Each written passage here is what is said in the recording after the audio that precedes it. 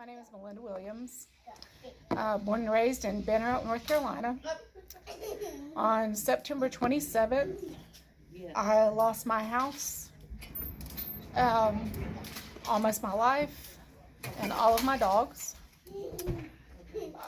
I survived the storm because God was with me. My family that are no longer here was with me.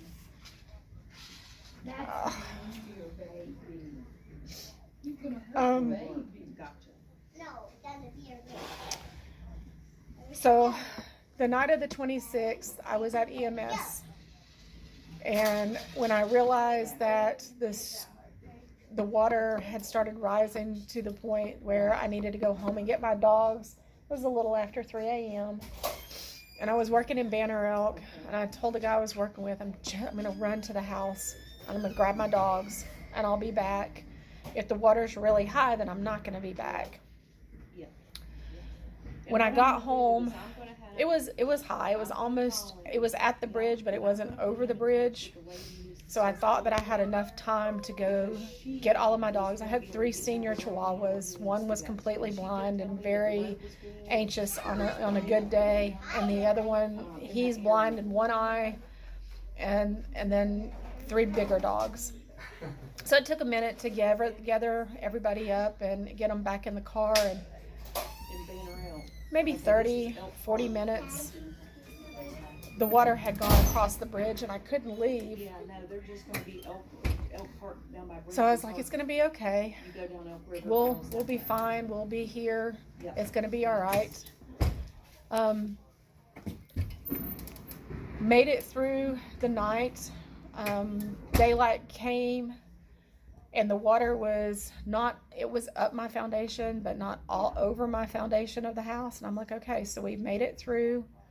The rain had kind of stopped from that just massive downpour to just a regular rain. And then I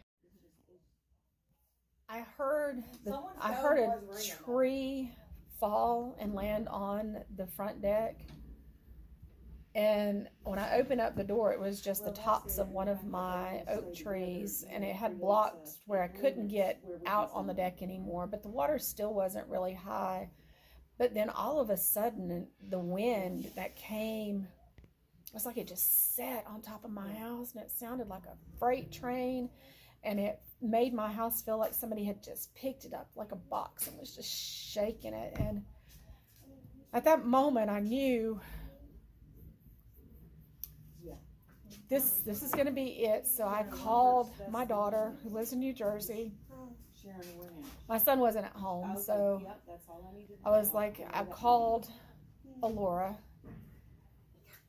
and I told her that, I was okay, but the storm was really bad, and I said, I need you to know that I love you. And I need you to tell Aaron and Aiden and Lily and Gio that I love them, and Luca, but I'm probably not going to make it through this, but I'm okay.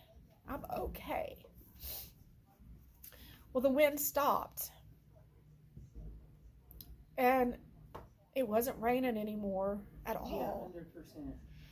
And the water should have been going down, but it was coming up. And the water started coming in the house, and it went from just ankle deep to the furniture in the living room started floating around. So I got all of the dogs and put them on my bed, and we were all just sitting on the bed, and I'm like, it's not raining. This water shouldn't be coming up the way this water's coming up. And I could hear the stuff hitting the house. Could hear the mud coming down the mountain behind me, and this water, I can see it coming up the window, and my bedroom door shut, and something said, you can't be in this room. So when I stood up, the water was over my waist, and I got the door open. I pushed my nightstand into the bathroom. And I had enough time to turn around and tell my dogs that I love them. And the water went from my waist to over my shoulders in a matter of 3 steps. Oh. The water, you know, was floating in the inside of my house. And I wanted to get into the living room because it's a peaked ceiling. And I thought, it's going to stop. It's going to stop, and I'm going to have air. I just need to get into the living room. And went in the living room, but there's stuff, all of my furniture was just floating around, and the house was shifting because I could tell it wasn't attached all the way to the foundation anymore, and it was moving. And I'm like, I can't have my whole body in the living room because of my furniture. So I just had my head up in the ceiling, and I took a big deep breath, and I thought that I had a second to take a second breath, and it was all water. But I can still see my dog Tippy frantic beside of me, because she came out of the bedroom into the living room. Got it. All right, I'll call him right now. And then the house jolted, and I could feel the house starting to move, and then it got stuck on something again, and I'm like, okay, this is it. You're gonna let the kids they're gonna have my body to be able to bury. I got time. Okay. And this is gonna be okay. We did. We did. And then I hear an explosion, Did you say butt? and I ended up in the river.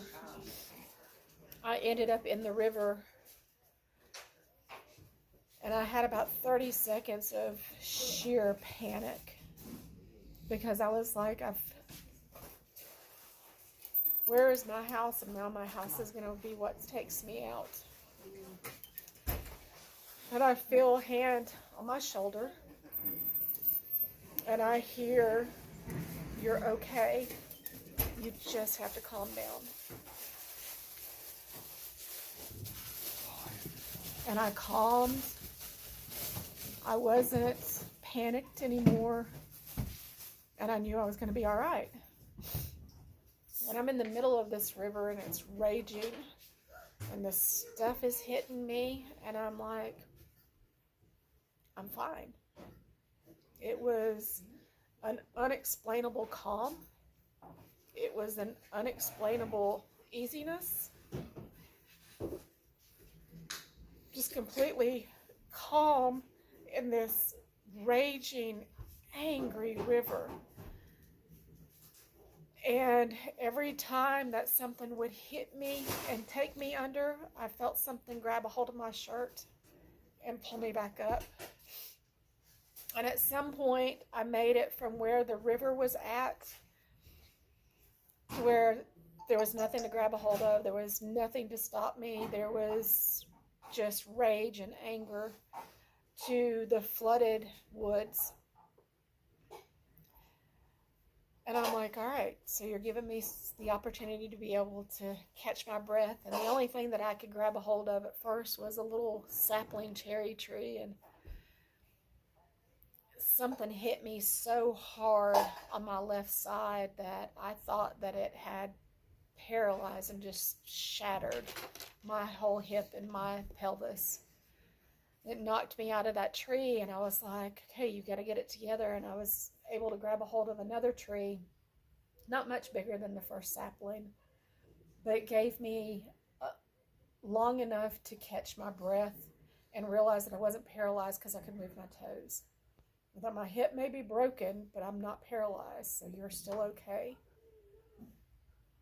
And the roots gave away on that sapling, and I washed away further down the river and was able to grab a hold of a buckeye limb, a little bitty teeny tiny buckeye tree, and a limb that should have just came loose. I mean, the leaves should have just ripped right out of my hand when I grabbed a hold of it, but it didn't.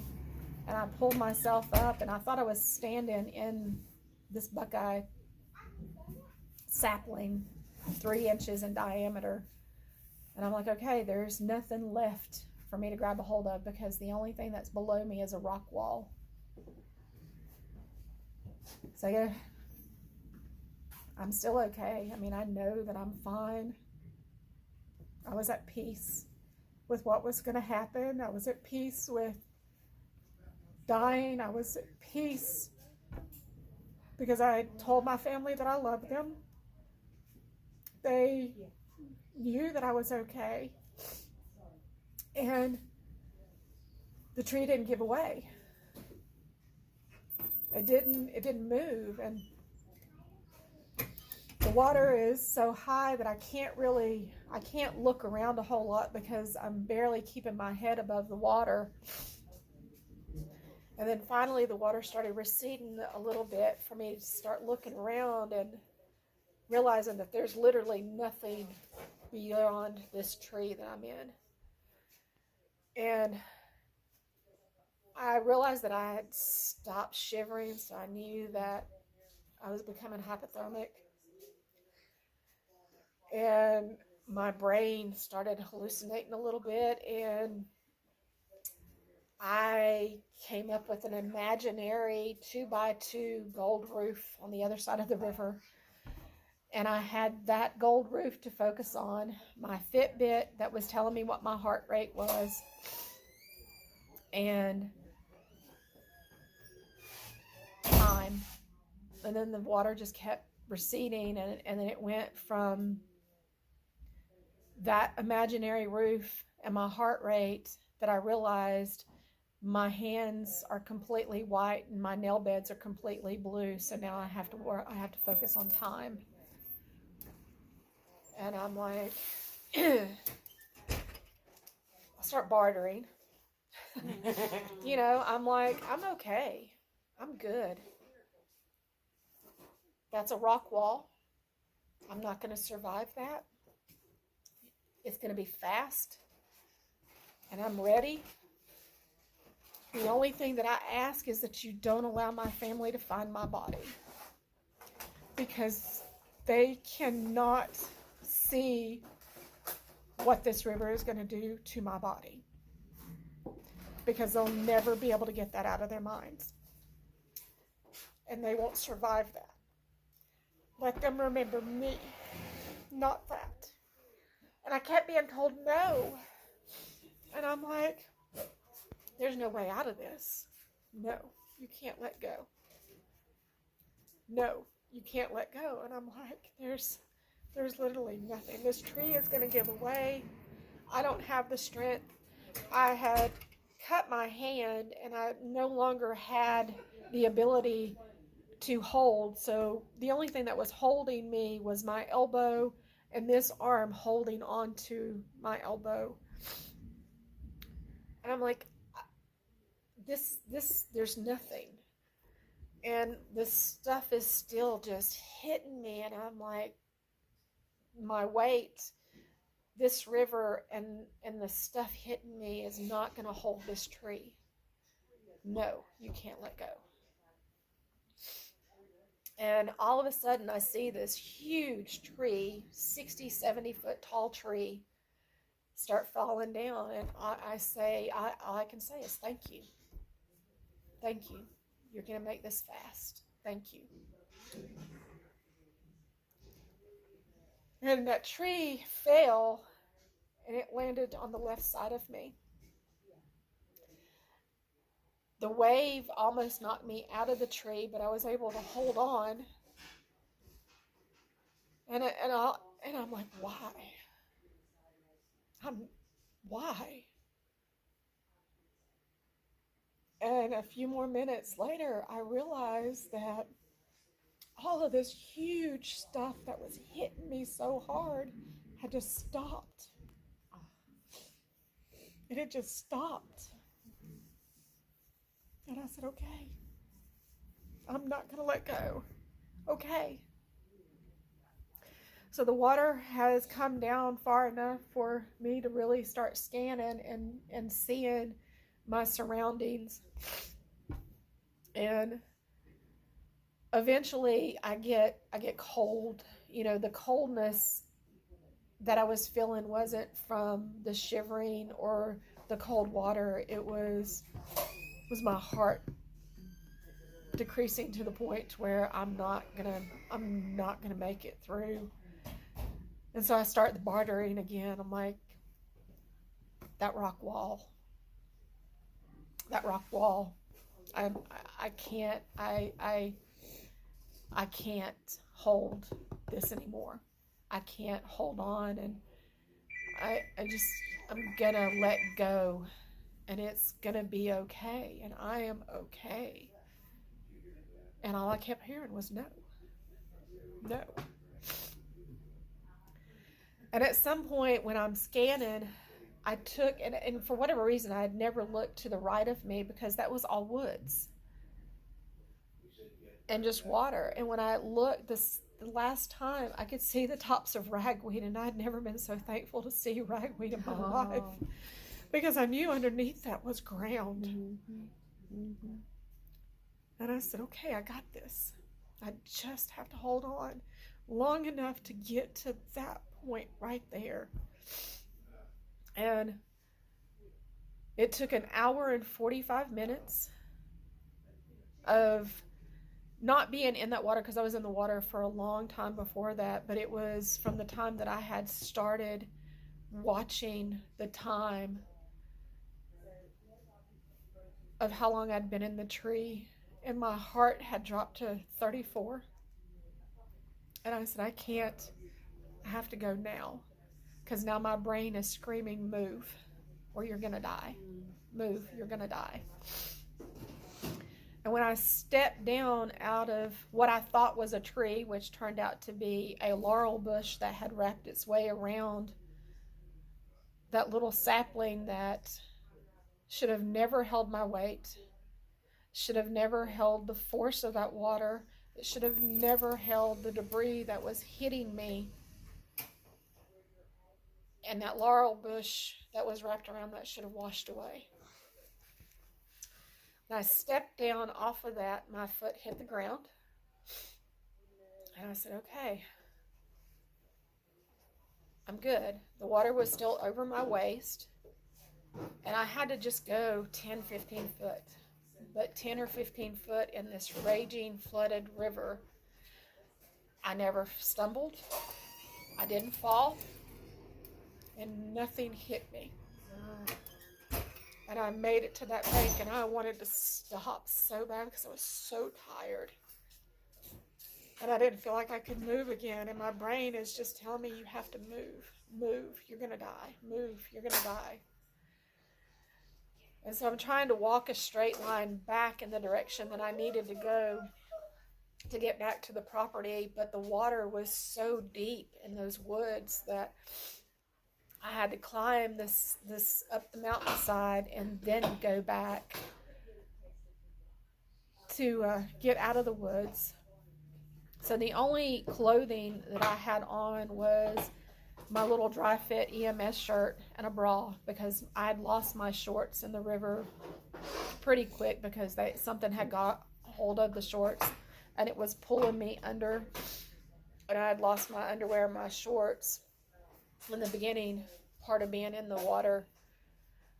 And I had made it to the point to where I found one of my sheets in a pile of mud and water, and I'm like, I have to get my body warm, and that is going to provide me with something more than what this is. And I got that pulled up out of the mud, and I wrapped it around me, and I just kept walking. And I wasn't sure if my brother's house was still there. I wasn't sure if they were still there, but I knew that that's where I needed to go. And when I got to the yard, I was like, I can't take another step. But I walked to where his steps were at, and I was able to reach up, and I knocked on the door, and nobody answered. And all I said was, thank you, at least you're going to give my kids a body to bury, because I can't go another step. And I reached up and knocked one more time, and then that's when my nephew opened up the door. And he came out of the house and collapsed on the ground behind me. And he said, "Where have you been? We thought you were dead." And I said, I was in the river, and then I was in a tree. He was like, "We watched your house wash away, and we knew you were inside your house. How did?" And I said, "I don't know. I don't know. I don't know where I was. I don't know how far down I was, but we were able, they helped me get in the house because I physically could not go any further. Got my wet clothes off of me, got me warm, but it wasn't warm enough, fast enough for my heart to start coming up. And I knew that I had this cut that was really bad in my hand, and I said, you know, there's two things that need to happen. I need y'all to help me try to clean my hand. And then after we do that, I have to go walk because my heart is not beating fast enough. So we did the best we could with my hand. Not a whole lot that could be done about it. We got it cleaned up the best we could and wrapped up. And I thought that my hand was just crushed because it was so swollen. But there wasn't any blood flow because all of my blood had just collected here to keep my organs going. And we get out, we start walking, and I'm looking at, there's just nothing left. It's just all gone. And I hear my niece across the river just start screaming my name. And because they watched and they knew that I was gone and there was nothing that they could do. So we walked to where the bridge used to be, and the other part of the family came to the other side of the bridge. And I told them I was okay, that I wasn't hurt, because they wanted to call 911, and I knew that they couldn't call 911 because that water was still too dangerous for anybody to try to get to me. And I said, "No, I'm okay, I'm okay." And, you know,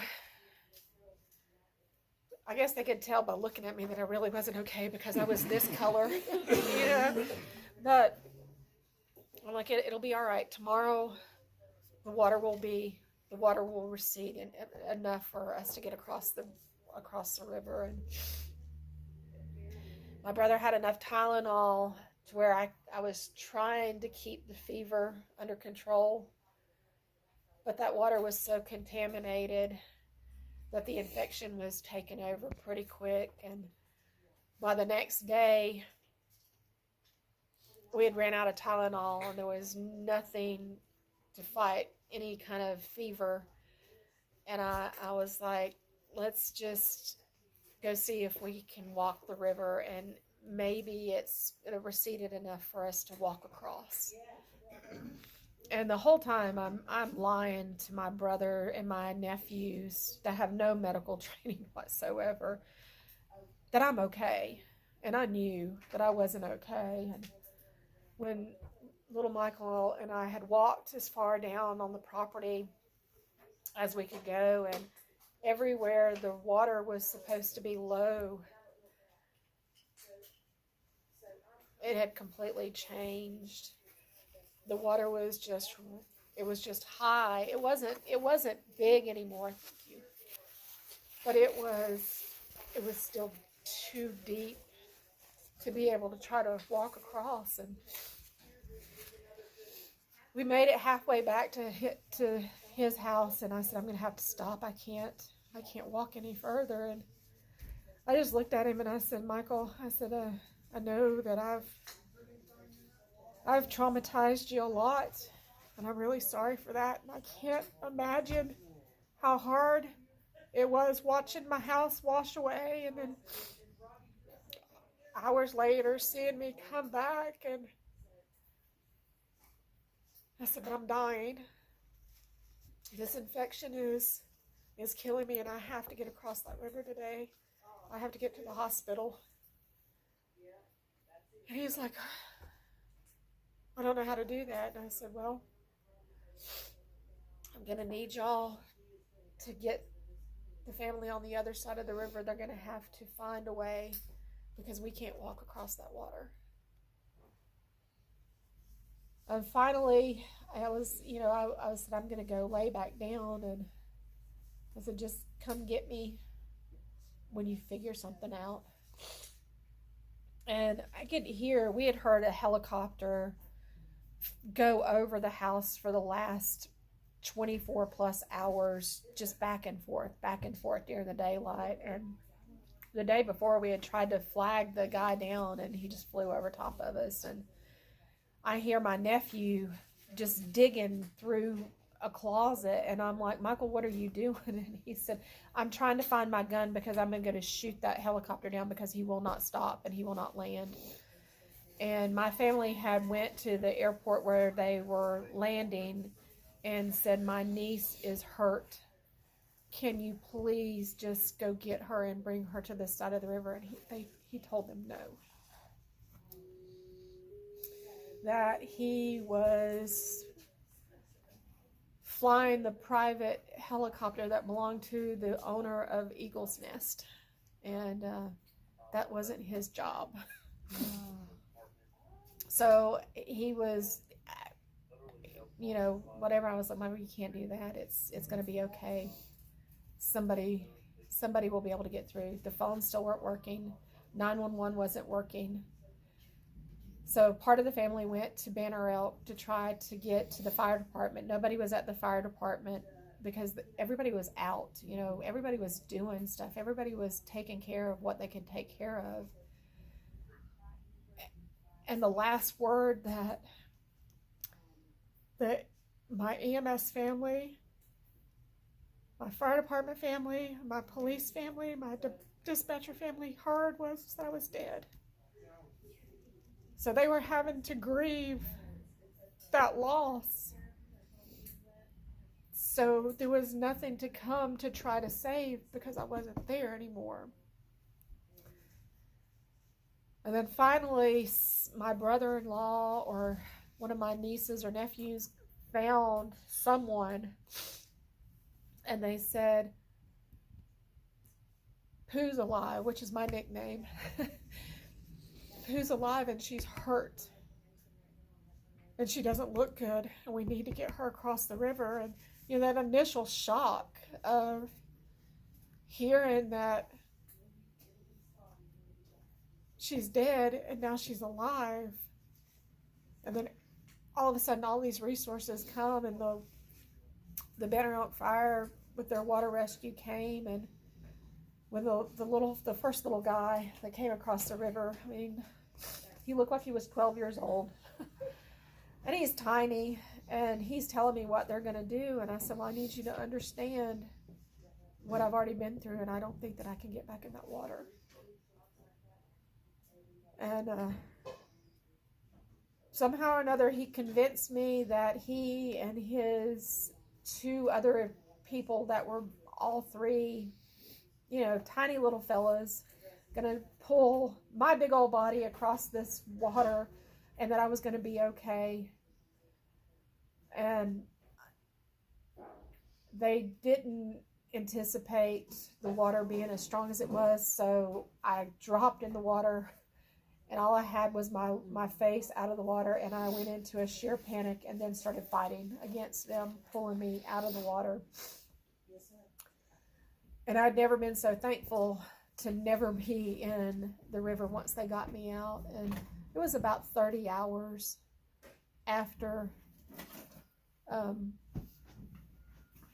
had washed away in the water to get medical help. And I knew how bad my hand was, and I knew how sick that I was, because the amount of septic from my septic system coming inside of that house before it washed away was bad. But I also knew all of the treatment plants above me with all of the other private septic systems and everything else that was in that water. But I'm here. There's never going to be anyone that can say I can scientifically prove why you're here, because it doesn't exist. It can never be explained except for one reason. And I was not alone in that water.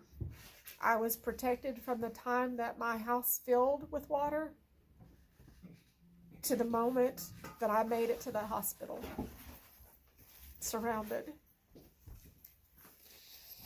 And I struggled a lot initially. Why? I'm not worthy. I'm not worthy. There's other people that lost their lives that probably were more worthy than me. I'm not a special person. I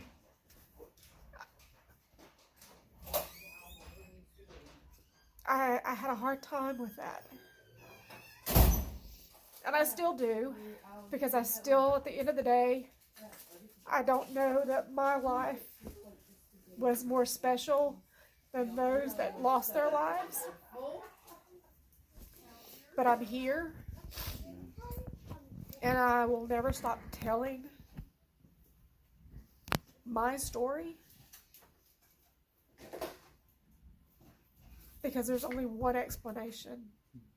And with that trust, you can make it through anything. And that's all I've got. I mean, that's all I've ever had. But it was everything that I've lost can eventually be replaced, except for my dogs. And hopefully one day that river will give me the peace that it used to give me.